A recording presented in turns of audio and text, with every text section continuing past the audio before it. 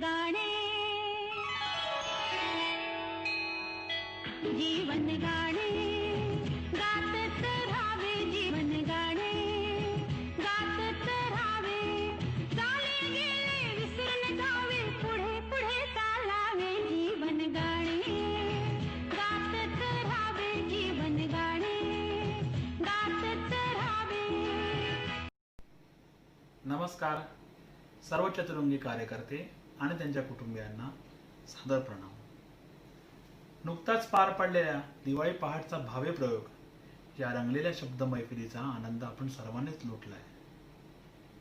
Online आणि social मीडियाच्या माध्यमातून चतुरंग संस्था यशस्वीपणे पाऊल टाकत आहे. मित्रांनो, कोरोनाच्या महामारीमुळे आपल्या सर्व कार्यकर्त्यांची एकत्रितपणे होणारी बैठक आणि जवळीक भेटीगाठी काही कारणास्तव खंडित झाल्या जरूर, परंतु ऑनलाईन आणि सोशल मीडियाच्या माध्यमातून आपण पुन्हा एकदा एकमेकांच्या जवळ आलो आहोत. मळवाटावरून चालण्यापेक्षा स्वतःची पायवाट स्वतः तयार करणे ही चतुरंगची खासियत. याचीच प्रचिती म्हणजे माझे जीवन गाणे हा अभिनव उपक्रम. आपल्याच कुटुंबातील भावंडांचा उलगडणारा जीवन प्रवास. शांतादुर्गा मातेच्या चरणी मस्तक ठेवून सादर झाले पुष्प पहिले ते कुमारदादाच्या जीवन प्रवासाने. सप्तशृंगी आईच्या आशीर्वादाने घेऊन आलो आहोत या सदरातील पुष्प दुसरे. तर स्वागत करूया स्वानंदजी बेदरकर आणि वैष्णवी वैद्य. चतुरंग नाशिक मित्रमंडळाचे घटक असणारे स्वानंदजी बेदरकर यांचा गेल्या वर्षीच्या रंगसंमेलनाच्या निमित्ताने आपला परिचय झाला. शब्द मल्हार या नावाजलेल्या प्रकाशनाचे हे संपादक म्हणून कार्यभार सांभाळत आहे. गेल्या वर्षीच्या संमेलनामध्ये आपले सूत्रसंचालन आणि निवेदक आम्ही चांगलाच अनुभवला. कवितेवरील आपला वेगळा असा अभ्यास, ओघवती प्रभावी वक्तृत्व शैली, उत्कट मराठी भाषा प्रेम असे अनेक पैलू जाणून घेण्यासाठी आणि आपल्याशी संवाद साधण्यासाठी आपली मुलाखत घेणार आहे वैष्णवी वैद्य. वैष्णवी वैद्य ही डोंबिवलीची युवा कार्यकर्ती, मीडिया क्षेत्रात करिअर करणारी. लोकसत्तेच्या विवा या पुरवणीमध्ये निरनिराळ्या विषयावर स्तंभलेखन करून तिने स्वतःची अशी वेगळी शैली निर्माण केली आहे. आपल्या ओघवत्या वक्तृत्व शैलीने आणि आभासी वृत्तीमुळे ही मुलाखत खूपच रंजक होईल याची आम्हाला नक्कीच खात्री आहे. पुनश्च तुम्हा दोन्ही कलाकारांना स्वागत आणि मनापासून शुभेच्छा देऊन वैष्णवी यापुढील कार्यक्रमाची सूत्रे तुझ्याकडे सुपूर्द करतो. धन्यवाद. नमस्कार रसिको. माझे जीवन गाणे या उपक्रमात तुम्हा सगळ्यांचं खूप खूप मनापासून स्वागत. तर आज जी व्यक्ती आपल्या सोबत आहे ती अशीच एक इंटरेस्टिंग आणि खास व्यक्ती आहे. खरं तर आपण सगळेच त्या व्यक्तीला भेटलो आहोत, आपण त्यांना ओळखतो, पण निवांत अशा गप्पा मारायची वेळ आजच आपल्याकडे आलेली आहे आणि आपण त्या व्यक्तीसोबत खूप छान अशा दीर्घ गप्पा मारणार आहोत. तर आमंत्रित करूया आपल्या आजच्या पाहुण्यांना, श्री स्वानंद बेदरकर. स्वानंद दादा, नमस्कार.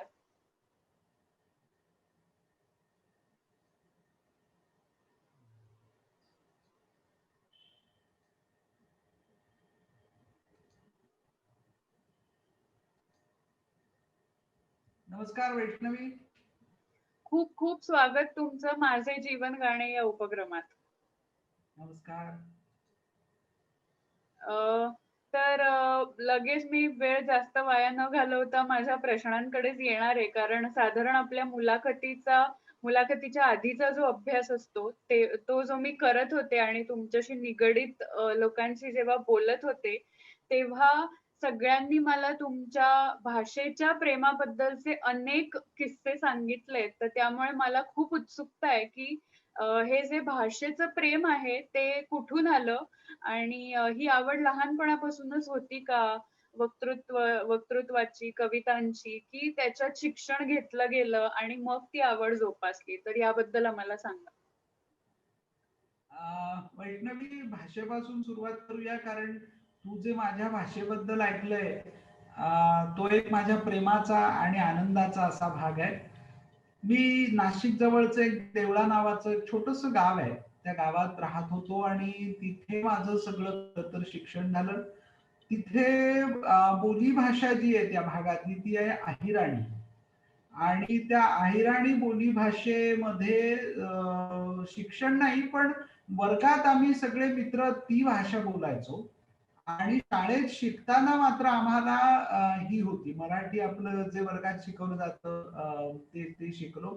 पण यामुळे झालं काय, तर भाषेबद्दल एक गोडवा निर्माण झाला. मुळात बोली भाषेला एक तिचा स्वतंत्र असा आब असतो, गोडवा असतो.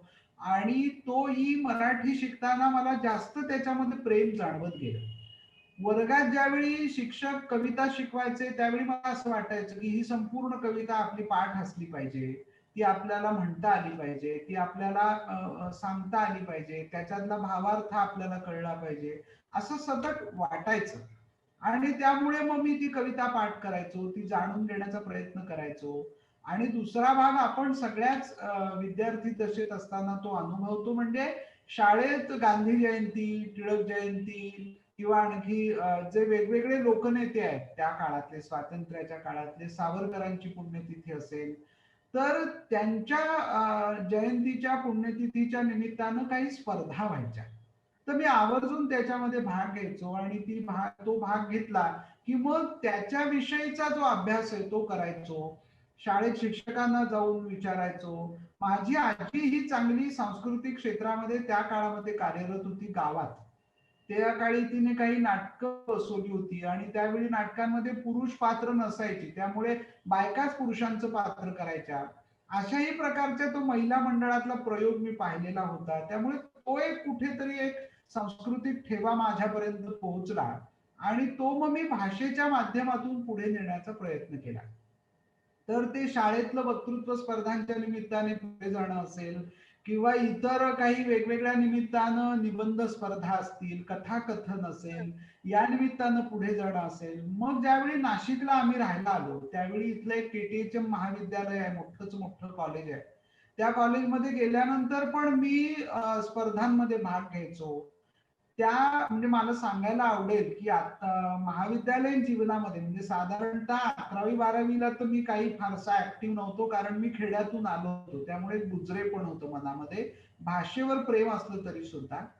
पण एफ-वाय ला असताना एफ-वाय ते एम-ए पर्यंतचा जो एक कालावधी आहे त्या कालावधीत मी जवळजवळ सगळ्या महाराष्ट्रात म्हणजे मुंबई पासून नागपूर विचारू नका, चंद्रपूर, जिथे जिथे मोठी महाविद्यालय आहेत आणि ती मोठी महाविद्यालय स्पर्धा घेतात वक्तृत्वाच्या, त्या प्रत्येक ठिकाणी मी गेलो. तिथे त्या स्पर्धांमध्ये पहिल्या दुसऱ्या क्रमांकाची पारितोषिक मिळवली आणि ती पारितोषिक मिळवून आणताना तो जो एक स्पर्धेचा मोठा अनुभव होता की तिथे येणारे जे विद्यार्थी विद्यार्थिनी असायच्या त्यांची एक भाषा म्हणून काहीतरी, वक्तृत्वाला तुम्हाला ती अलंकारिकता लागते, ती शब्दांची फेक लागते, ती शब्दांवरची हुकूमत लागते, भाषेचा प्रभाव नेमका कसा पाडायचा असतो याची जाण लागते. आणि हे सगळं मला मग त्या विविध प्रांतातून आलेले जे विद्यार्थी होते त्यांच्याकडून मला ते शिकायला मिळालं.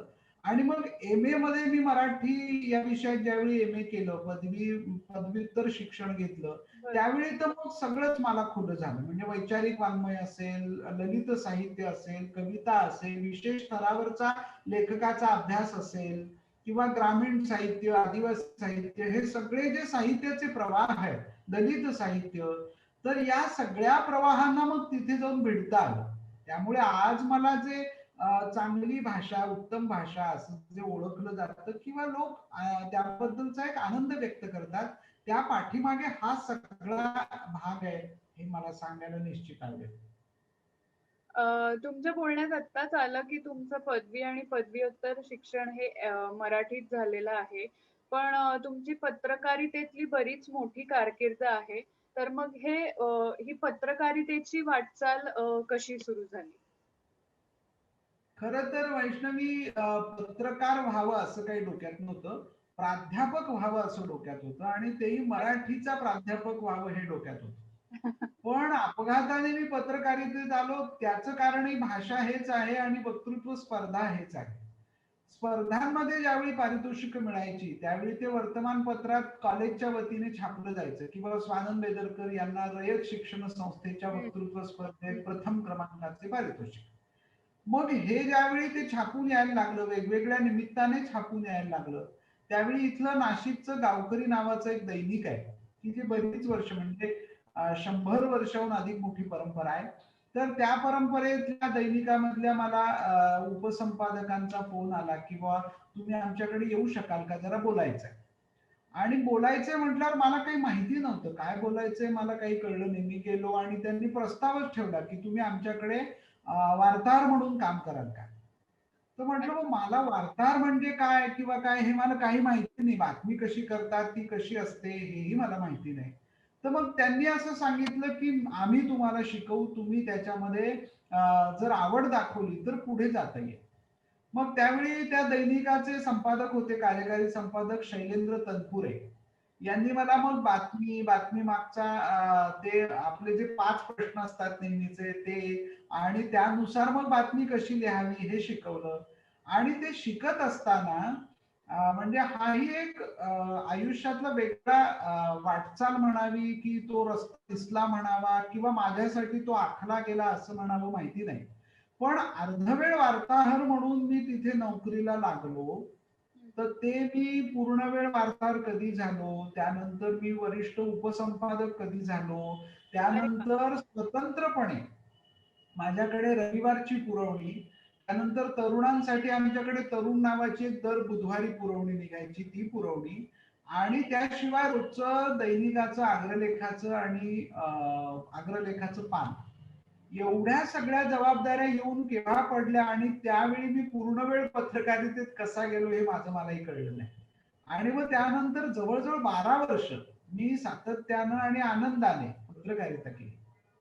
सातत्याने आणि आनंदाने हे खूप महत्वाचं आहे. कारण बरेचदा असं होतं की आपण जे काम करतो जेव्हा त्याच्यात असं अचानकपणे आपण त्याच्यात पडतो तेव्हा त्याच्यातनं आपल्याला आनंद मिळेल याची काही खात्री नसते. त्यामुळे सातत्याने आणि आनंदाने तुम्ही ते म्हणलात ते अंडरलाइनिंग पॉइंट येतो की तुम्हाला त्याच्यातनं आनंद मिळत होता.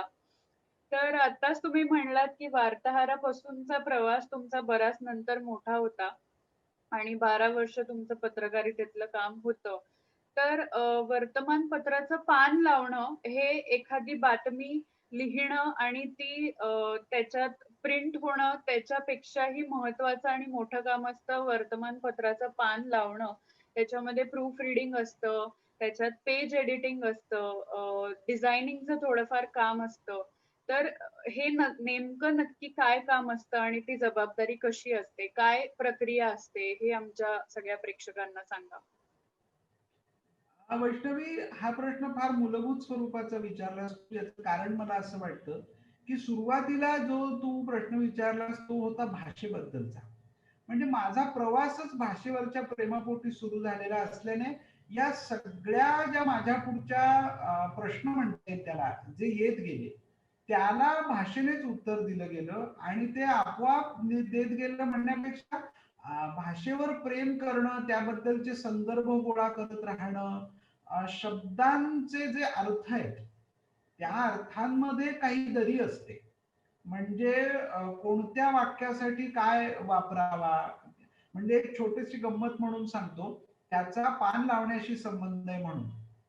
आमच्याकडे जिल्हा परिषदेमध्ये जे सभापती असतात त्या सभापती होत्या, एक बाई होत्या म्हणजे स्त्री सभापती होत्या आणि त्यांनी एक दिवशी काय केलं की काम होत नाहीये म्हणून खूप त्या त्या दिवशीच्या सभेमध्ये त्यांनी गदारोळ केला आणि काम होत कसं नाही म्हणून त्या तिथे ठिय्या देऊन बसल्या, ठिय्या आंदोलन केलं त्यांनी. आणि त्याची दुसऱ्या दिवशी जी बातमी छापून आली, हे खरं रात्रपाळीच्या माणसाचं काम होतं. त्या बातमीचं शीर्षक असं होतं की अमुक अमुक ज्या कोण होत्या त्या सभापतींचा मासिक सभेमध्ये रुद्रावतार. बर. तर ते दुसऱ्या दिवशी कुणालाही खटकलं नाही. पण ज्यावेळी ते मी गेलो साहेबांकडे आमच्या आणि म्हटलं सर हे हेडिंग जवळजवळ 8 कॉलम मध्ये ती बातमी छापून आलेली आहे आणि आपण रुद्रावतार असं त्याचं शीर्षक केलंय, तर ते काही बरोबर नाही. तर ते म्हणाले असं कसं?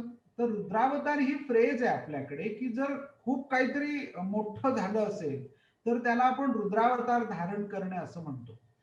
पण म्हटलं सर मला असं म्हणायचंय की रुद्रावतार ही जरी फ्रेज असली तरी त्या स्त्री आहेत आणि रुद्रावतार ही पुरुषासाठी वापरली जाणारी फ्रेज आहे. तर आपण तिथे दुर्गावतार असं जर म्हटलं असतं तर ते जास्त अप्रोप्रिएट असतं.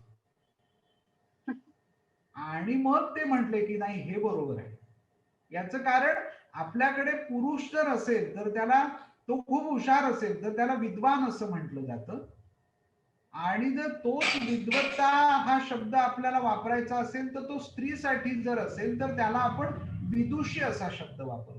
बरोबर. तर हे जे काही भाषेमधलं शब्दांमधलं जे काही नाजूकपण आहे किंवा भावार्थाचे जे तरंग आहे ते गाभा आहे समजून भाषेचा. हा तर ते ज्यावेळी पान लावायचं असतं तुम्हाला तर पान लावायचं असतं त्यावेळी तुम्हाला हे फार बारीक बारकाव्यानं पाहावं लागतं.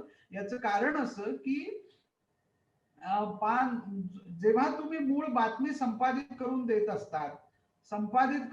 असतात त्यावेळेस ती जर उत्तमपणानं करून दिली आणि ती बातमी चांगल्या पद्धतीनं जर तुम्ही करून दिली आणि मग ती पानात गेली तर मला असं वाटतं तिथे फार कष्ट तुम्हाला घ्यावे लागत नाहीत.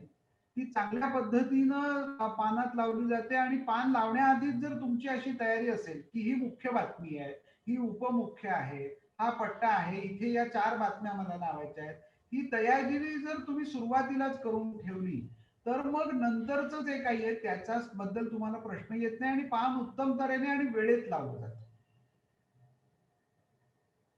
बरोबर. आणि अजून एक पत्रकारितेतला एक शेवटचा आणि महत्त्वाचा प्रश्न मला तुमच्याकडून त्याचं म्हणजे त्याची माहिती जाणून घ्यायची आहे आणि आपल्या प्रेक्षकांना पण. ती म्हणजे एखादी बातमी जेव्हा सूत्रांकडून आपल्याला मिळते, तेव्हा त्या बातमीची विश्वासार्हता कशी पडताळून बघता येते आपल्याला? सूत्रांकडून मिळालेली बातमी ही नेहमी 2 टप्प्यांमध्ये असते असे मला वाटतं. कारण ज्यावेळी ती सूत्रांकडून येते त्यावेळी ती खरी आहे का खोटी आहे याबद्दलच्या शंका निर्माण झालेल्या असतात. आणि त्या शंका जर आपल्याला आपल्याच मनात असतील म्हणजे जो पान लावतोय किंवा जो त्यावेळचा संपादक आहे त्याच्याच मनामध्ये असतील तर त्या भाषेच्या बळावर तुम्हाला पेलून नेता येतात.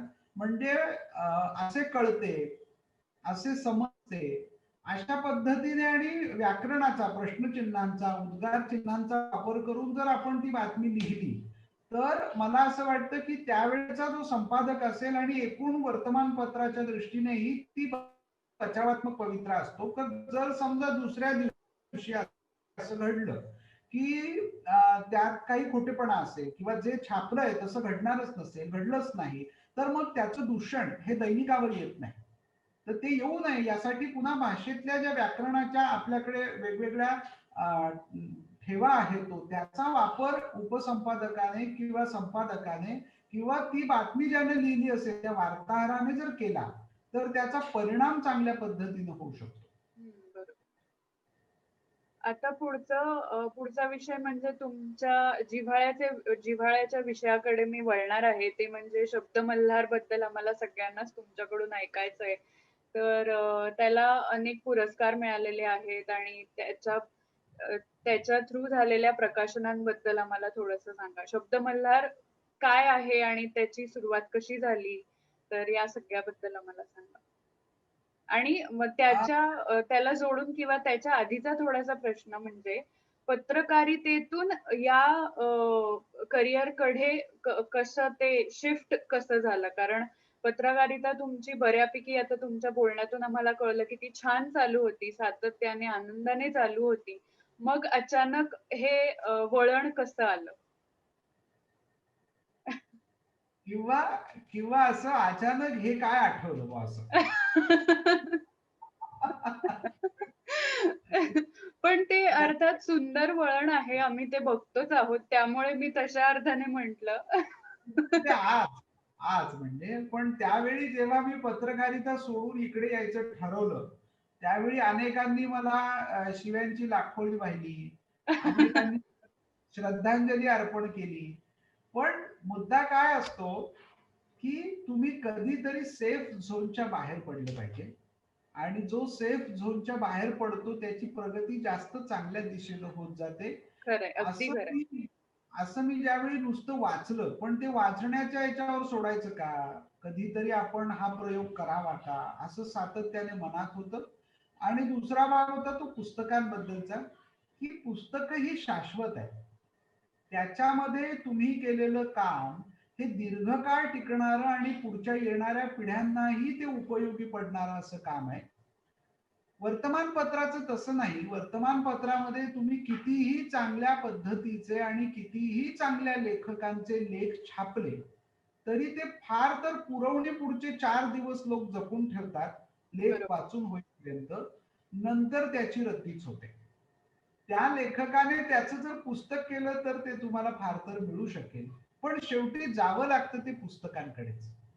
आणि म्हणून ज्यावेळी हा सगळा जो 12 वर्षाचा पत्रकारितेतला प्रवास आहे त्या प्रवासाच्या एका टप्प्यावर असं वाटत होतं, म्हणजे आता तुम्ही पत्रकारितेतले आहात त्यामुळे तुम्हाला ते जास्त चांगल्या पद्धतीनं माहिती आहे की एखादा पत्रकार जर एखाद्या ठिकाणी चांगलं काम करत असेल तर त्याला बाकीच्या 4 दैनिकातून सुद्धा ऑफर येत असतात आणि त्या वेगवेगळ्या प्रकारच्या असतात आणि मग त्या अशा असतात की तुम्ही त्यात गुंतून जातात.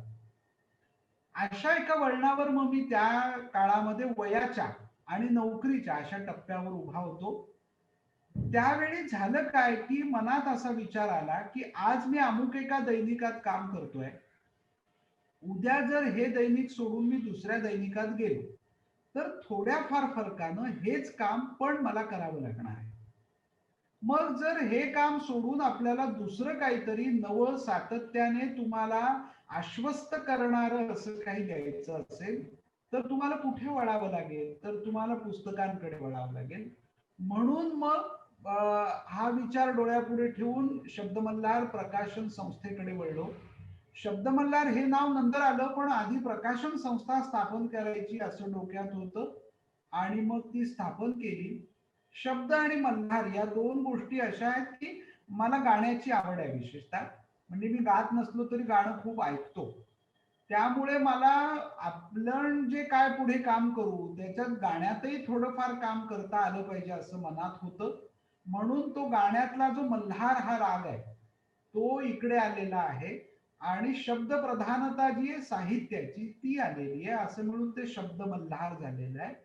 पण त्याचा एक अर्थ असाही झाला की शब्दांचा पाऊस, शब्द मल्हार असाही झाला. आणि आणखी वेगळी गोष्ट अशी की ज्यावेळी किशोरीताईंची मुलाखत घेण्यासाठी मी त्यांच्या घरी गेलो होतो, किशोरी आमोणकर, तर त्यावेळी त्या मला म्हणाल्या काय रे तुझ्या संस्थेचं नाव काय. त्यावेळी मी त्यांना अगदी भीत असं म्हणालो की शब्द मल्हार. त्या म्हणाल्या छान आहे, माहितीये का शब्द मल्हार म्हणजे काय असतं ते. म्हटलं शब्द म्हणजे शब्द आणि मल्हार म्हणजे संगीतातला राग असं एकत्र करून, तसं नाहीये म्हणे ते. मग मी तो अर्थ त्यांनी मला नव्याने सांगितला, तो असा होता आणि तो फार सुंदर आहे. त्या असं म्हणाल्या की मल्हार हा जो राग आहे तो मलहार असा आहे. बर. तर मल म्हणजे मनावर साठलेलं, तुमच्या बुद्धीवर साचलेला जो मल आहे तो काढून टाकणारा, त्याचं हरण करणारा तो मलहार. वाव. आणि जर तू शब्द मल्हार म्हणत असतील तर शब्दांमुळे येणारा, शब्दांमुळे काय काय होतं तर शब्दांमुळे अहंकार येतो, शब्दांमुळे मल येतो, शब्दांमुळे तुमच्याकडे शिष्टाई येते, त्या सगळ्याचं हरण करून शुद्ध सत्वयुक्त आनंददायक समोरच्या विषयीचा जिव्हाळा निर्माण करणारं असं काहीतरी देणारं ते शब्द मल्हार. वा. आणि हा अर्थ ऐकून तर मला फारच आनंद झाला आणि मग मी म्हटलं की नाही, जे आपण केलंय ते चांगलं केलंय, आता हे आपल्याला पुढे नेलं पाहिजे असं म्हणून मग पुस्तकांकडे वळलो. आनंदाची बातमी अशी की शब्द मल्हारच्या पहिल्याच पुस्तकाला की जो कथासंग्रह होता, मुंबईचे ऋषिकेश वांगीकर हे लेखक त्याचे त्या कथांचे, त्यांचा पहिला कथासंग्रह कथास्तू या नावाने शब्द मल्हारने काढला आणि त्याला त्यावेळचा राज्य शासनाचा उत्कृष्ट वाङ्मय निर्मितीचा पुरस्कारही मिळाला. आणि त्यानंतर वा. मग एक एक पुस्तकं आपण काढत राहिलो. त्याच्यामध्ये आतापर्यंत जवळजवळ 40 पुस्तकांपर्यंत आपण येऊन पोहोचलेलो आहोत. त्याच्यामध्ये पेंग्विन कडून आपण घेतलेलं एक वन पार्ट वुमन नावाचं तमिळमध्ये अत्यंत गाजलेलं पुस्तक आहे, त्याचं मराठी केलं. त्यानंतर गीतरामायणाचं इंग्रजी केलं. त्यानंतर कमला दास या ज्या इंग्रजीतल्या अत्यंत मोठ्या आणि स्त्रीवादी म्हणवल्या जाणाऱ्या कवयित्री आहेत, त्यांच्या कवितांवरची समीक्षा असणारं एक इंग्रजी पुस्तक जया द्वादशीवार, म्हणजे ख्यातनाम पत्रकार आणि संपादक सुरेश द्वादशीवार यांच्या पत्नी जया द्वादशीवार यांचं पुस्तक आपण इंग्रजीतून केलं. त्यानंतर मराठीतलं महत्वाचं म्हटलं जाईल असं एक प्रवास वर्णन 2-3 केले, कथासंग्रह केला, कादंबरी केली इतिहास या विषयावरची. अशी मग ती वाटचाल पुढे सुरू राहिली. स्वानंद दादा, थँक्यू ती किशोरी ताईंची आठवण सांगितल्याबद्दल. माझा पुढच्या प्रश्नांमध्ये हा प्रश्न होताच की त्यांच्याबद्दलची एखादी आठवण आम्हाला सांगा आणि तो मुलाखतीचा अनुभव कसा होता. तर थँक्यू आम्हाला ती एक खूप सुंदर अशी छान आठवण सांगितल्याबद्दल. दुसरं एक म्हणजे सर्वसाधारणपणे पडणारा खरं तर प्रश्न आहे हा. प्रकाशन म्हटलं तर आपल्याला म्हणजे सर्वसाधारण लोकांना फक्त पुस्तक प्रकाशित होणं एवढंच माहिती असतं. पण त्याच्या पलीकडेही बरंच काही मोठं काम असेल, बरीच मोठी ती प्रक्रिया असेल. तर प्रकाशकाचं नेमकं काम काय असतं? तुझ्यातला शिक्षक जागा झालेला आहे असं मला जाणवतंय. आणि तो व्हायलाच पाहिजे, कारण आपल्याला विद्यार्थ्यांना हे द्यायचंय, पुढच्या पिढीला द्यायचंय. प्रकाशन संस्था म्हटल्यावर असं वाटणं साहजिक आहे की इथे फक्त पुस्तकं प्रकाशित होतात. पण या क्षेत्रात आल्यानंतर मला जाणवलेली महत्वाची गोष्ट आहे की करिअरचा एक नवीन चौकट आहे ही. आणि तिथे जर आपण या पत्रकारितेत येऊ पाहणारे विद्यार्थी जर गेले तर त्यांना काहीतरी चांगलं शाश्वत असा आनंद त्याच्यातून मिळू शकतो. आणि उदरनिर्वाहाचं एक उत्तम साधन म्हणूनही त्याच्याकडे पाहिलं गेलं तर मोठ्या गोष्टी घडू शकतात. आज आपण महाराष्ट्रातले जे चांगले प्रकाशक म्हणून 5-7 नावं घ्यायची झाली तर 60-70 वर्षांचा इतिहास असणारं पॉप्युलर प्रकाशन आहे. त्यांच्यानंतर मौजेचा केवढा मोठा इतिहास आहे मौज प्रकाशनाचा.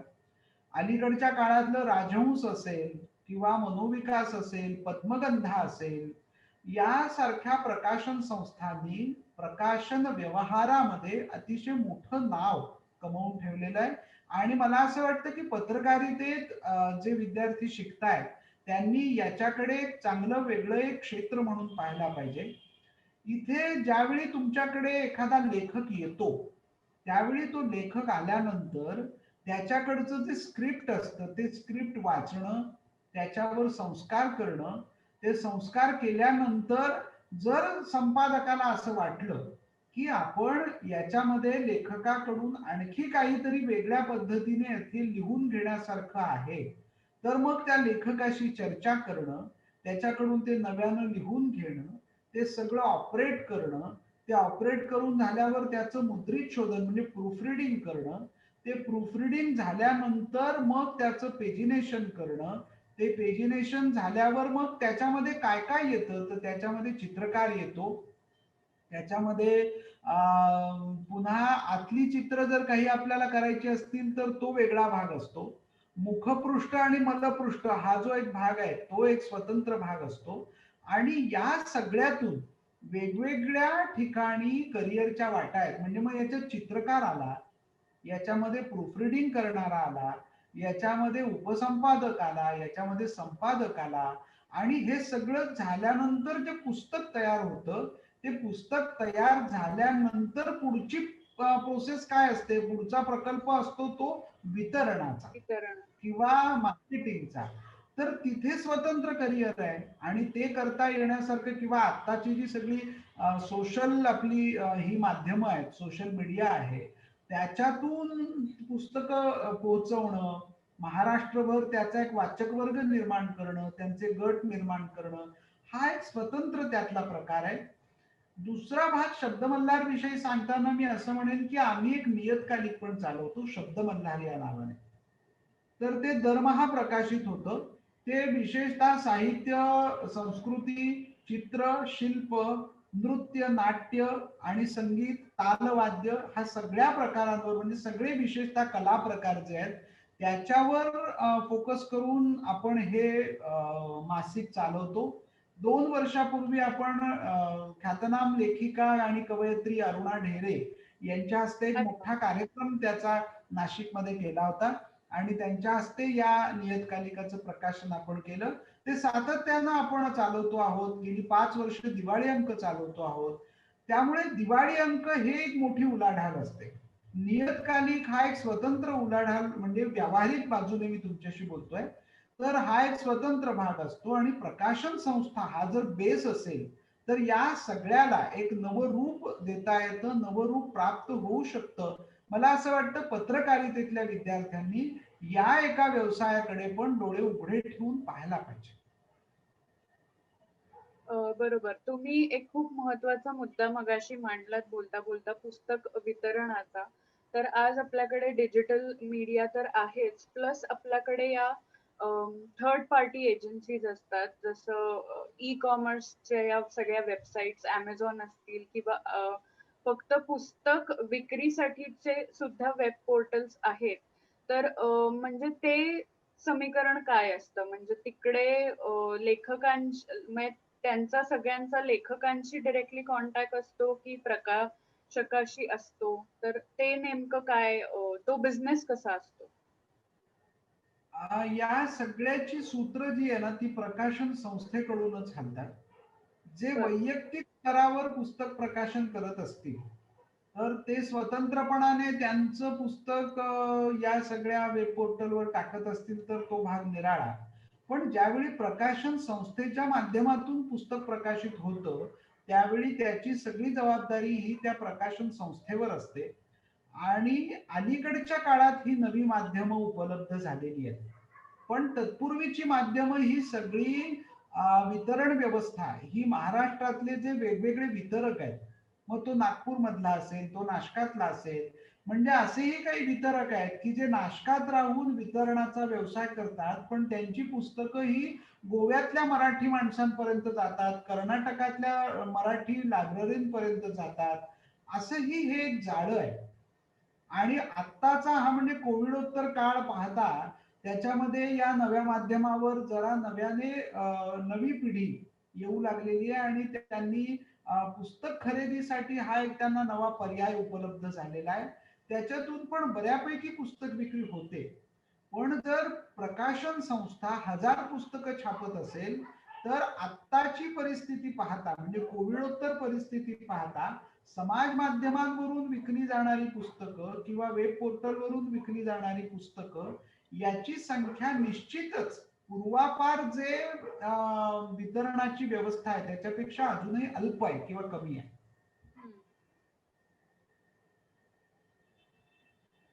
बरोबर. आणि अजून एक एक छान एक महत्वाचा प्रश्न मला इथे विचारावासा वाटतोय, ते म्हणजे चतुरंग परिवारात तर तुम्ही सामील झालेलेच आहात. तर आमच्या सगळ्यांच्या अशा खूप छान छान आठवणी आहेत. तो साठवणींचा ठेवा आहे की आम्ही सगळे चतुरंगशी कसे जोडले गेलो आहोत. तर तुम्हाला आम्ही थेट नाशिकमध्येच बघितलं. त्याच्या आधी मेघना काकूंकडून, विद्या काकांकडून कळतच होतं नाशिकच्या सगळ्या टीम बद्दल. पण तिथे त्यावेळेला अशी छान निवांत आता गप्पा आपण अशा मारतोय तशी संधी नाही मिळाली. त्यामुळे ते तुम्ही चतुरंगशी कसे जोडले गेलात हे जाणून घ्यायला खूप आवडेल.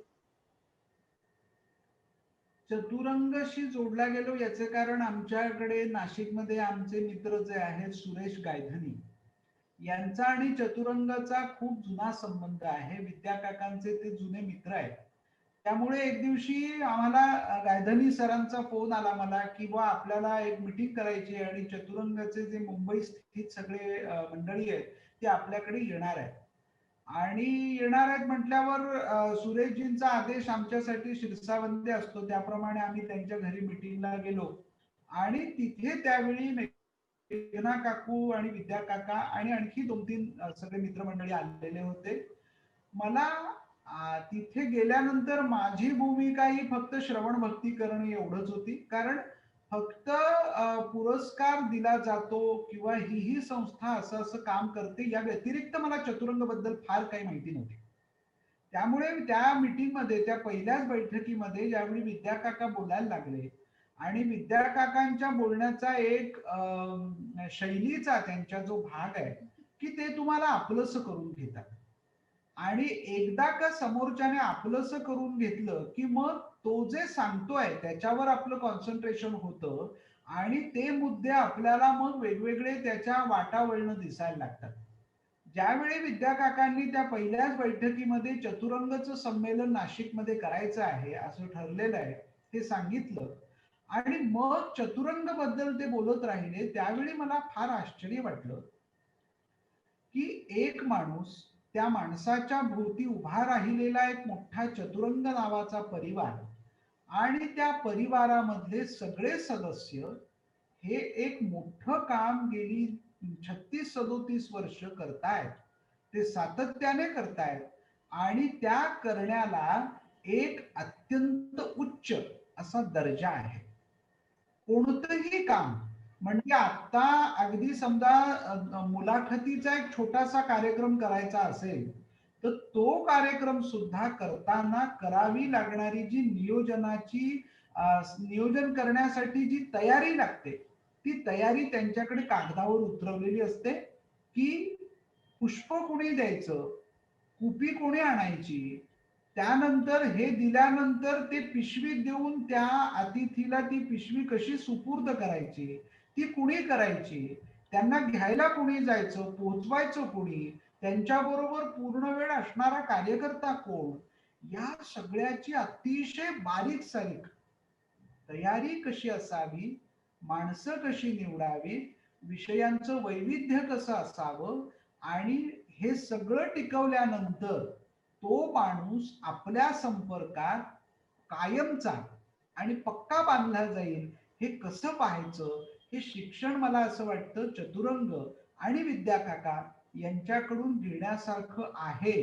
आणि म्हणून खरं तर या परिवाराशी मी त्या संमेलनाच्या निमित्तानं जोडला गेलो, तो आजही जोडला गेलोय. याही पुढे मला असं वाटत नाही की मी त्यांच्यापासून कधी दूर जाईल. याचं कारण ते एकदा तुमच्या जवळ आले, चुंबकत्व आहे त्यांच्याकडे, आणि ते चुंबकत्व कामाचं आहे, भाषेचं आहे, शैलीचं आहे, आणि त्याही पलीकडे जाऊन दर्जा टिकवण्याचं आहे.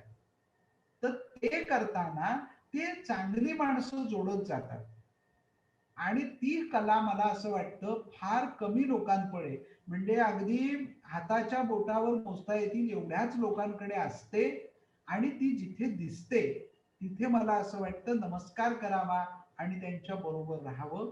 तोच एक भाग मी माझ्या मनामध्ये ठेवला आणि चतुरंग बरोबर आहे.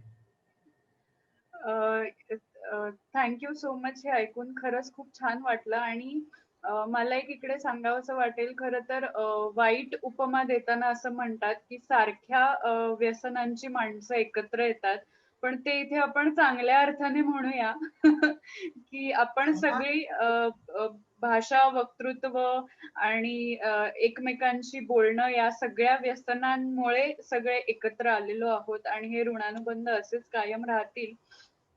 आता असा एक प्रश्न मला तुम्हाला विचारावासा वाटेल, ते म्हणजे दिवाळी अंकाच्या निमित्ताने किंवा अनेक या सगळ्या तुमच्या कारकिर्दीमध्ये अनेक मोठ्या मोठ्या व्यक्तिमत्वांशी संबंध आला, त्यांच्या मुलाखती घेण्याचा योग आला, तर या सगळ्यांमध्ये तुम्हाला सगळ्यात भावलेलं व्यक्तिमत्व कोणतं? आणि अजून एक त्याला जोडून प्रश्न म्हणजे तुमच्या गुरूंबद्दल सुद्धा आम्हाला सांगा. दिवाळी अंक ज्यावेळी सुरू केला ना, त्यावेळी पहिल्याच दिवाळी अंकाच्या वेळी असं ठरवलं होतं की इतर दिवाळी अंकांमध्ये जे वाचायला मिळतं त्यापेक्षा वेगळं आपण काय देऊ शकतो, आणि जर देऊ शकत असू तर दिवाळी अंक काढला पाहिजे. नाहीतर महाराष्ट्रात दिवाळी अंकाची मोठी परंपरा आहे, आणि जवळपास 400हून अधिक दिवाळी अंक महाराष्ट्रात प्रसिद्ध होतात. त्यावर्षी नाशिकमध्ये भैरप्पा आले होते. भैरप्पा हे कन्नड या भाषेतले सरस्वती, म्हणजे भारतीय पातळीवर 2 मोठे सन्मान भाषेसाठी दिले जातात. त्यातला पहिला सन्मान आहे तो आहे ज्ञानपीठ पारितोषिक, आणि दुसरा आहे तो सरस्वती सन्मान. तर भैरप्पांना सरस्वती सन्मान प्राप्त झालेला आहे आणि ते त्यावेळी नाशिकमध्ये आले होते. तर त्यांची एक त्या निमित्ताने नाशिकमध्ये आल्यानंतर दीर्घ मुलाखत घेण्याचा योग आला. आणि मग या मुलाखतीचं करायचं काय? एवढी मोठी मुलाखत तर कुणी दैनिकात छापणार नाही. त्यानंतर इतर कुठे आपण आपली ओळख नाही त्यामुळे कुठे देणार असा प्रश्न होता. आणि मग त्याच काळामध्ये दिवाळी अंकाचा विचार मनामध्ये होता. मग तेव्हाच ठरवलं की दरवर्षी 2 किंवा 3 चांगल्या मोठ्या माणसांच्या दीर्घ मुलाखती आपण द्यायच्या. आणि मग त्या वर्षी भैरप्पांची एक दीर्घ मुलाखत आम्ही दिली आणि दुसरी उस्ताद झाकीर हुसेन यांची अतिशय मोठी मुलाखत आपण त्या अंकामध्ये छापली. त्यानंतर मग सातत्याने कोकणी भाषेसाठी ज्यांना सरस्वती सन्मान मिळाला ते महाबळेश्वर सैल असोत किंवा मग सत्यव्रत शास्त्री जे आहेत ज्यांना ज्ञानपीठ पारितोषिक संस्कृत भाषेसाठी मिळालं, त्यांच्याकडे मी गेलो दिल्लीला आणि त्यांची एक दीर्घ मुलाखत शब्दमल्हारच्या अंकासाठी आणली. त्यानंतर किशोरी आमोणकरांचं नाव तर मी मगाशी घेतलंच. किशोरीताईंची मुलाखत झाली, प्रभा अत्रेंची मुलाखत झाली. त्यानंतर पंडित बिरजू महाराज यांची एक दीर्घ मुलाखत आपण छापली. अशा म्हणजे साहित्यिक आणि संगीत अशा दोन्ही विषयांमधल्या मोठ्या माणसांच्या मुलाखती आपण दिवाळी अंकामध्ये छापत आलो. त्यामध्ये तुम्ही जो प्रश्न विचारला की लक्षात राहिलेलं काय आहे, तर मी नाव घेईन ते सत्यव्रत शास्त्रींचं. सत्यव्रत शास्त्रींना संस्कृत भाषेसाठी आजपर्यंतच्या इतिहासामध्ये एकमेव ज्ञानपीठ दिलं गेलं संस्कृत भाषेला, ते सत्यव्रत शास्त्रींना दिलं गेलं. त्यांच्याकडे त्यांच्या घरी दिल्लीला मी 3 दिवस होतो, 2 दिवस होतो. आणि त्या दरम्यान आमच्या ज्या गप्पा झाल्या त्या गप्पांचा शेवट एका मुद्द्यावर आला आणि तो म्हणजे आता तुम्ही पुढच्या काळात काय करता आहात. वय वर्ष त्यांचं जवळजवळ आता 93-94च्या आसपास किंवा त्याही पेक्षा जास्त असेल. तर ते असं मला म्हणाले की आपल्याकडे जे रामायण आपण पाहतो वाल्मिकी रामायण, तसं रामायण इतर देशांमध्ये म्हणजे इतर म्हणजे किती देश, तर 8 देश त्यांनी सांगितले. त्या 8 देशांमध्ये थोड्याफार फरकानं अशाच प्रकारचं रामायण घडलेलं आहे आणि ते त्यांच्या भाषेत लिहिलं गेलेलं आहे. मी त्या प्रत्येक देशात गेलो. त्या देशात गेल्यानंतर त्यांचं रामायण आपल्या भाषेमध्ये त्याचं स्क्रिप्टिंग करून घेतलं आणि असं 8 देशांचं रामायण आता माझ्याकडे उपलब्ध आहे. प्रत्येक भाषेतल्या रामायणावर 1000 पानांचं एक पुस्तक होईल अशी मला 8ही भाषांमधल्या 8ही देशांमधल्या रामायणावर काम करायचं आहे. 92-94 वर्षांचे ते गृहस्थ त्यावेळी मला असं म्हणतात कि ये काम किए बिना मैं अवकाश प्राप्त नहीं हो सकता. मला या वाक्यानं आयुष्यामध्ये खूप उभारी दिली. याचं कारण असं की आपण तर फार तरुण आहोत. या मानाने आपण काहीच काम करत नाही. इतकं काम हा वयस्कर गृहस्थ आणि या पातळीवरचा आपल्याशी बोलतोय. तेव्हा प्रेरणांचे जे क्षण असतात, उत्सवाचे जे क्षण असतात आयुष्यातले, ते मला असं वाटतं अशा मुलाखतींमधून किंवा अशा गप्पांमधून किंवा अशा मोठ्या माणसांना भेटल्यानंतर मला मिळाले. दुसरा मुद्दा तुम्ही माझ्या गुरूंबद्दलचा जो विचारला तो, तर वक्तृत्व किंवा भाषा या प्रांतातलं गुरुत्व मीच त्यांना बहाल केलं. त्यांनी मला मानलं की नाही मला माहिती नाही, पण ते म्हणजे प्राचार्य राम शेवाळकर. ते नाशिकला नेहमी यायचे. त्यांची 4-4 दिवस इथं मोठं एक नाट्यगृह आहे, त्या नाट्यगृहामध्ये व्याख्यानं व्हायची आणि ते प्रत्येक व्याख्यान ऐकल्यानंतर मला असं वाटायचं की आपल्याला असं बोलता आलं पाहिजे, आपल्याला असं लिहिता आलं पाहिजे. कोणताही विषय असो त्या विषयातली पारंगतता आपल्याकडे असली पाहिजे आणि ती अतिशय सौंदर्यपूर्ण रीतीने समोरच्याला सांगता आली पाहिजे. त्या शब्दांची फेक अशी असली पाहिजे की जो समोर बसलेला श्रोता आहे तो आनंद घेऊन ज्ञान घेऊन घरी परतला पाहिजे. तर हे मी त्यांच्याकडून शिकलो आणि सातत्यानं तसं करण्याचा प्रयत्न करतोय. स्वानंद दादा, आता मला एक असं विचारायला आवडेल की आपण खूप वेगवेगळ्या कलांमधून व्यक्त होत असतो, की चित्रकला असेल, कविता असेल, लिखाण असेल, निवेदन असेल. तर या सगळ्या कला एकमेकांशी कशा संबंधित असतात त्यांच्या निर्मितीच्या अनुषंगाने, हा प्रश्न मी तुम्हाला विचारते. याचं कारण म्हणजे मला आपल्या सगळ्या प्रेक्षकांना सांगायला आवडेल ते म्हणजे शब्दमल्हारचं फेसबुक पेज आहे आणि त्याच्यावर अनेक तुमचे कविता रसग्रहणाचे व्हिडिओज आहेत.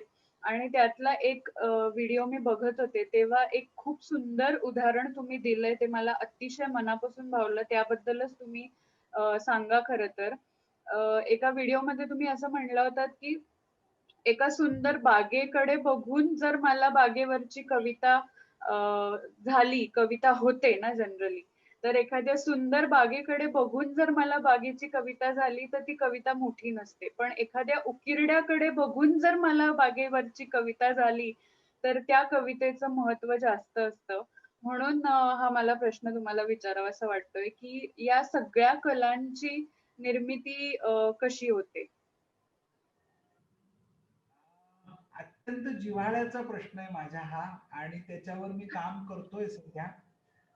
विषय खूप मोठा आहे, कारण तो निर्मिती प्रक्रियेशी निगडीत आहे. साहित्याची निर्मिती किंवा कलेची निर्मिती हा अत्यंत काय म्हणता येईल क्लिष्ट असा भाग आहे. तो तुम्ही जेवढा ते खणत जाल तेवढं ते खोल आहे, गहीर आहे, गहन आहे. आणि म्हणून आता जे स्वानंदाचा सॉरी, उदाहरण थोडस तोडते मी तुम्हाला. तुमचा आवाज थोडा कमी येतोय, तर थोडं मोठ्याने बोललात तर ऐकू येईल नीट. आत्ताचा जो प्रश्न आहे त्या प्रश्नाच्या अनुषंगाने मला असं सांगायला आवडेल की ह्या सगळ्या ज्या कला आहेत त्या कला निर्मिती प्रक्रियेशी निगडित आहेत. आणि कोणतीही निर्मिती प्रक्रिया ही अत्यंत अवघड असते. त्याही पलीकडे जाऊन मी शब्द वापरेन की ती जीवघेणी असते. आणि जर एखादी गोष्ट जीवघेणी असेल, जिथे तुमच्या प्राणांची ताकद लागत असेल, तर ती तुम्हाला तितक्याच नेटकेपणानं आणि तितक्याच सुंदरपणानं ती तुमच्यातून बाहेर येत असते. या अनुषंगाने एक कविता मी तुम्हाला ऐकवतो. जो गंध फुलातून झरतो, वाऱ्याच्या उरी उतरतो, लेखणी होऊनी वारा तो फवतालावर लिहितो. जी वाफ जळाची होते, जी वाफ जळाची होते, ती उरी नभाच्या उतरते, बेधुंद सरींनी गाणे धरणीवर उपडे होते. मी क्या बात. भरून घेतो सारे. लेखक, कवी, गीतकार, गायक, चित्रकार, मूर्तिकार हा काय करत असतो, तर तो सगळं भरून घेत असतो, दिसेल ते भरून घेत असतो. मी भरून घेतो सारे, हृदयाच्या काठोकाठ, शब्दातून देता नाका, पाझरता होतो माठ. शब्दातून देऊन थोडे. कवी काय करतो, कविता लिहितो म्हणजे शब्दातून देतो. शब्दातून देऊन थोडे, जे उरात उरते काही, ती प्रेरक शक्ती मजला जगण्याची देते ग्वाही. एखादी कविता लिहून झाली की ती कविता तशी लिहायची नव्हतीच मुळात. मला जे सुचलं होतं ते तसं नव्हतंच, पण मी लिहायला बसलो त्यावेळी वेगळंच काहीतरी उतरलं आणि जे मला म्हणायचं होतं ते माझ्या आतच राहिलं. तर ते जे आत असतं ते तुम्हाला पुन्हा निर्मित करण्यासाठी उद्युक्त करतं. जे उरात उरते ती प्रेरक शक्ती मजला जगण्याची देते ग्वाही. गाणं काय, चित्र काय, म्हणजे चित्रकार ज्यावेळी चित्र काढायला उभा राहतो किंवा बसतो त्यावेळी चित्र त्याच्या मनाच्या कॅनव्हासवर तयार असतं. फक्त त्याला रंगाच्या माध्यमातून ते प्रत्यक्ष आणायचं असतं.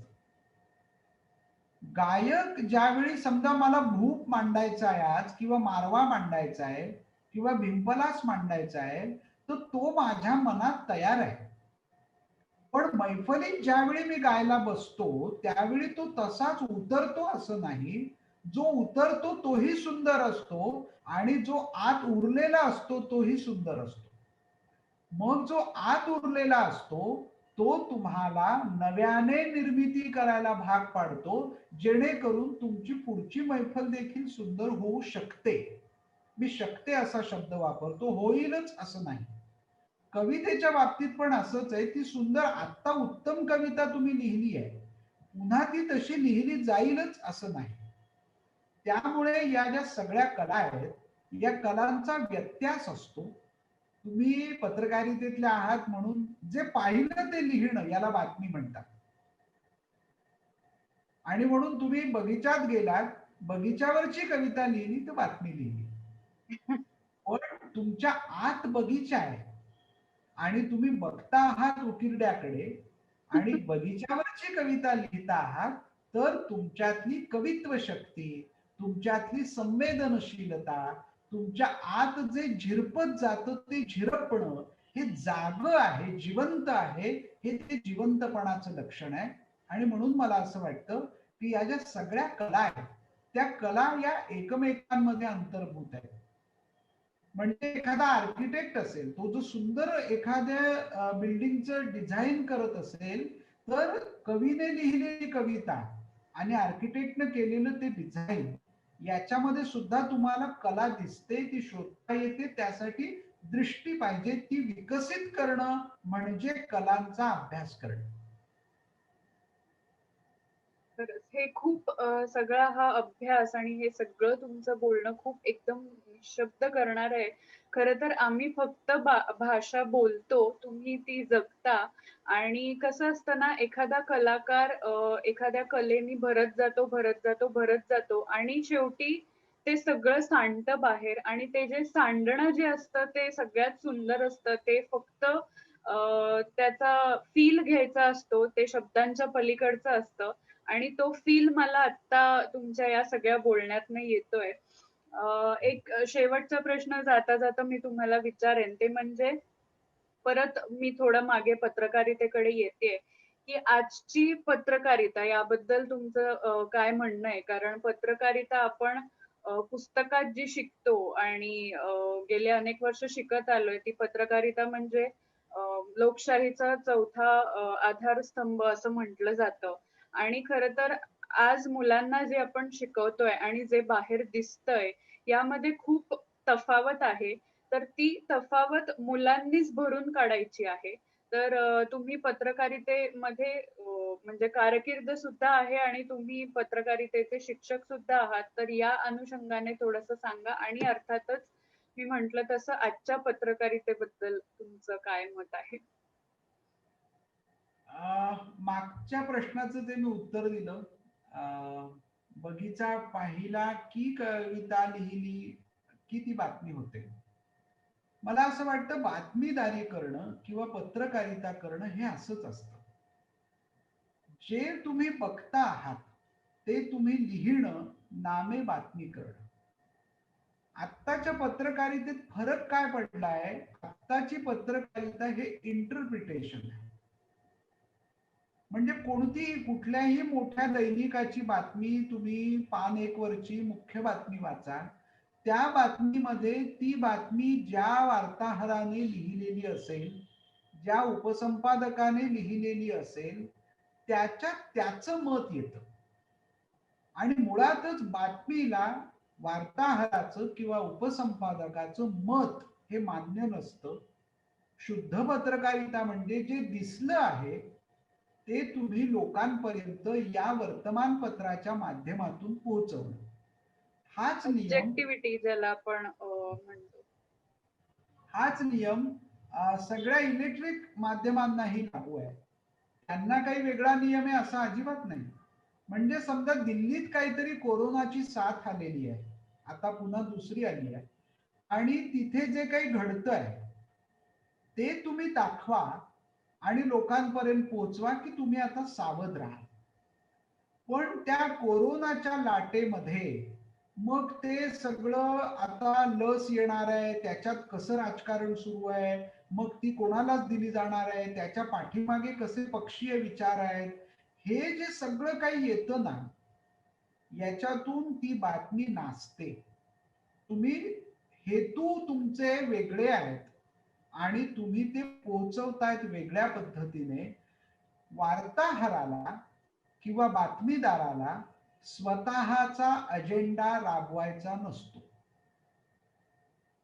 त्याला जे आखून दिलेले नियम आहेत त्या नियमांच्या चौकटीत राहून त्याने बातमी द्यायची असते. त्याचा जेव्हा अजेंडा येतो त्याच्यासाठी वेगळी व्यवस्था असते. मग ते अग्रलेख असतात, अग्रलेखाच्या शेजारचे मुख्य उपमुख्य लेख असतात, किंवा मग इतर रविवारच्या पुरवण्या आहेत, शनिवारच्या पुरवण्या आहेत, त्या पुरवण्यांमधून त्याच्यावरचं जे विचार मंथन आहे, त्याच्यावरचे जे मतप्रवाह आहे, ते प्रवाह तिथे तुम्हाला एकत्र आणता येतात आणि त्याच्यातून मग एक वाचकाला बघावा, हे लोक असं असं म्हणतायत, असं असं त्याच्यातून दिसतंय, तुम्हाला काय वाटतंय तो विचार करा, असं तुम्हाला सांगायला तिथे मुभा असते. ज्यावेळी तुम्ही टीव्ही समोर असता त्यावेळी टीव्ही मधल्या चर्चांमध्ये तो जो चर्चेला आलेला समोरचा व्यक्ती असतो त्या व्यक्तीचं मत तुम्ही दाखवत असता, न की तुमचं मत त्याच्या तोंडून तुम्ही वदवून घेत असता.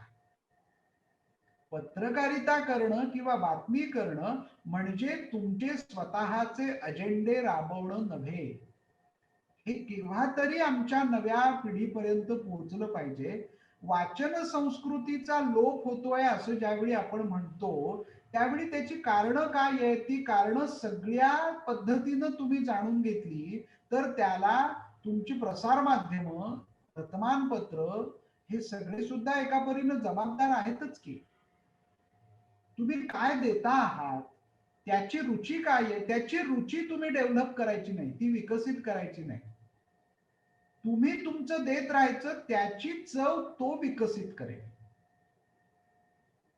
हे ज्यावेळी विसर या गोष्टीचा पडतो त्यावेळी पत्रकारिता हे सतीचं वाण आहे असं जे आम्ही वर्गामध्ये शिकवतो वर्षानुवर्ष, मग तो इतिहास ठरतो. इतिहास आम्ही शिकवतो आणि इतिहासाकडे मग का पाहायचं असतं याचे ज्यावेळी काय म्हणता उत्तर आमच्याकडे नसतं त्यावेळी मग सगळी गल्लत होते आणि ती गल्लत आजच्या पत्रकारितेमध्ये आपल्याला खूप मोठ्या प्रमाणात पाहायला मिळते असं मला वाटतं. आणि मुलांच्या अनुषंगाने जी मुलं पत्रकारितेत शिक्षण घेत आहेत, घेऊ इच्छित आहेत, त्यांचं सर्वसाधारणपणे असंच म्हणणं असतं की पत्रकारिता म्हणजे टीव्हीवर दिसणं, न्यूज अँकर. तर हे थोडं ग्लॅमर ग्लॅमर मुलांच्या डोक्यात असतं. तर ते कुठेतरी कमी झालं पाहिजे आणि त्यांना त्याच्या मागचा खरा स्ट्रगल समजला पाहिजे.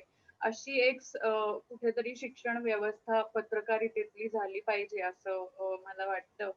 आणि स्वानंद दादा पुन्हा एकदा खरं तर मी नेहमी म्हणते की चतुरंगमध्ये येणारा प्रत्येक कलाकार प्रेक्षक हा चतुरंगी असतो, त्यामुळे त्याचे आम्ही आभार मानत नाही, त्यांच्या ऋणात आम्ही कायम असतो. पण तुम्ही तर आपलेच आहात आणि हा कार्यक्रम सुद्धा आपल्याच लोकांसाठीचा आहे. तर मी फक्त एवढंच म्हणेन की आपले हे ऋणानुबंध अजून अजून समृद्ध होत राहावेत. तुम्ही आमच्याकडनं भरपूर घ्यावं आणि आम्ही तुमच्याकडनं भरपूर घ्यावं आणि अशा निवांत गप्पांना हा एक खूप छान छान वेळ मिळाला. खूप काही जाणून घेता आलं. खरं तर रात्रभर अशा अनेक गप्पा, अनेक विषय निघत जातील, पण आपल्याला वेळेचं बंधन आहे. आणि हे सगळं घडवून आणल्याबद्दल अर्थातच विद्या काका आणि बाकी सगळ्या टीमचे, टेक्निकल टीमचे माझ्याकडून मनापासून त्यांचे सुद्धा आभार. आणि स्वानंद दादा, आपण पुन्हा पुन्हा असंच भेटत राहू आणि तुमच्याकडनं अनेक गोष्टी मी स्वतः आणि आमचे सगळेच कार्यकर्ते शिकत राहतील. आणि जाता जाता मला एवढंच सांगावंसं वाटेल की तुमचं हे भाषेचं प्रेम, भाषेचा अभ्यास अजून अजून गडद होत राहावं आणि तुमच्याकडून आम्हाला ते सगळं मिळत राहावं. आणि हे या मुलाखतीनंतर मला खरंच हे म्हणावंसं वाटतंय की मराठी म्हणजे आम्ही मराठी बोलतो, आमची मातृभाषा मराठी आहे, फक्त एवढंच अ, संपूर्ण नसतं. म्हणजे मला आता असं वाटायला लागलंय, की आमचा जन्म शिमग्याचा आणि तुमचा गुढीपाडव्याचा आहे. त्यामुळे पुन्हा पण उलट आहे, माझा जन्म होळी पौर्णिमेचा आहे. त्यामुळे आणि तुम्ही म्हणालात ते खरं आहे. मला आणखी एक आनंद व्यक्त करतो आणि आपण या मुलाखतीचा शेवट करूया, की मुलाखत घेण्यासाठी जी तयारी करावी लागते आणि मुलाखत देण्यासाठी पण एक काहीतरी मानसिक तयारी लागते. ती तयारी आपल्या दोघांकडूनही चतुरंगने करून घेतली, विद्या काकांनी येस. करून घेतली. त्याबद्दल मी माझ्याकडून देखील त्यांच्या प्रती कृतज्ञता व्यक्त करतो. आणि तुम्ही म्हणालात तसं विंदांनी म्हणून ठेवलंय पूर्वी, देणाऱ्याने देत जावे, घेणाऱ्याने घेत जावे, घेता घेता एक दिवस देणाऱ्याचे हातच घ्यावे. हे जे एकत्व आहे, ते एकत्व चतुरंगाच्या निमित्ताने आपल्यामध्ये येवो ही प्रार्थना करतो आणि थांबतो. धन्यवाद. पुन्हा एकदा खूप खूप धन्यवाद. पुन्हा एकदा आपण भेटू. लवकरात लवकर असे अनेक कार्यक्रम आपण करूया आणि पर्सनली भेटून अशा छान गप्पा मारूया. पुन्हा एकदा खूप खूप धन्यवाद. चल, बाय. वा, धन्यवाद स्वानंदजी, धन्यवाद वैष्णवी. वैष्णवी, एक उत्तम निवेदक तर तू आहेसच, परंतु आजच्या या मुलाखतीद्वारे तू एक उत्तम मुलाखतकार देखील आहेस हे सिद्ध केले.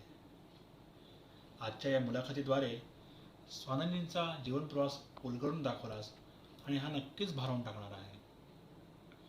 स्वानंदजींच्या कामाची व्याप्ती आणि कलात्मकतेचा डोलारा किती मोठा आहे रसिको, याची सर्वांनाच आपल्याला कल्पना आली आहे. चतुरंगच्या प्रथेप्रमाणे आपण कलाकारांचे आभार मानत नाही, त्यामुळेच आपणा सर्वांच्या वतीने आपल्या दोन्ही कलाकारांना मी धन्यवाद देतो आणि त्यांच्या पुढील वाटचालींसाठी त्यांना शुभेच्छा. मंडळी, मला माहीत आहे, कल्पना देखील आहे की पुढील कार्यक्रमासाठी आपण नक्कीच उत्सुक आहात. त्या संदर्भातील तपशील लवकरच आपल्या व्हॉट्सअप ग्रुपवर आपल्याला कळवण्यात येतील. तर वाट बघूया पुढील पुष्पाची. तोपर्यंत धन्यवाद.